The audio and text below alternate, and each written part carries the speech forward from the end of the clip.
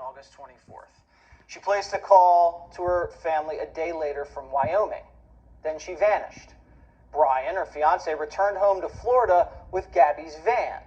But he then immediately lawyered up and won't talk to police.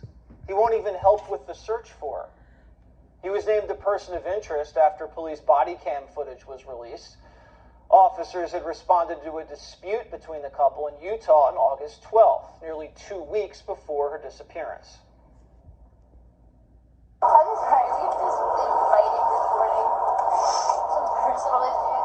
I was apologizing to him and saying, I'm sorry that I'm so mean because sometimes I have OCD and sometimes I just get really frustrated. Not like mean towards him. I just like, I guess my vibe is like, I'm like in a bad mood. I said, let's just take a breather and let's not, go anywhere. Let's just calm down for a minute. She's getting worked up.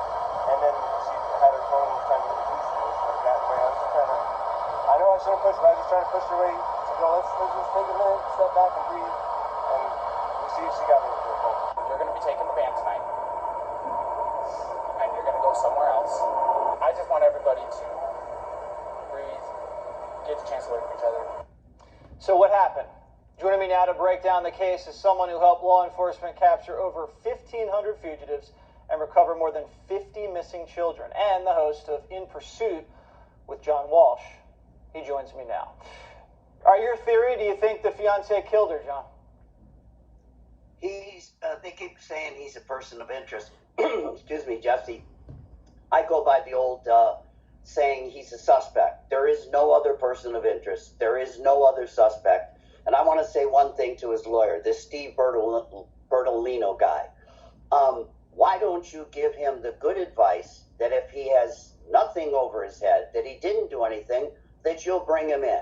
But I believe the guy's a sociopath. I believe as much as the odds say she's probably dead, there's a very slim chance that she's alive.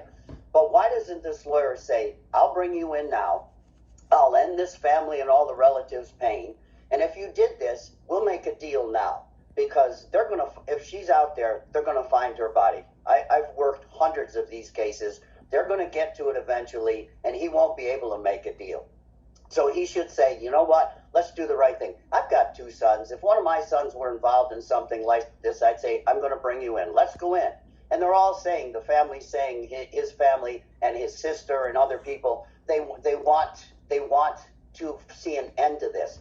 I was involved in so many cases. Drew Peterson, the guy who murdered his wife, pregnant wife. Susan Smith with the 2 little children she drowned in South Carolina, who said it was a black guy, that carjacked her. I knew one thing.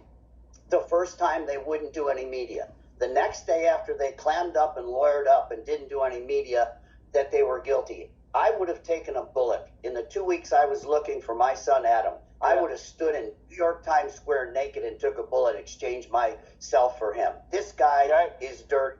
If she's your fiance and you're in love and you're on a road trip and all of a sudden she disappears, you drive home to Florida, lawyer up, and don't talk and don't help find her, something's sick with this guy. We're going to follow it. John Walsh. We got to run.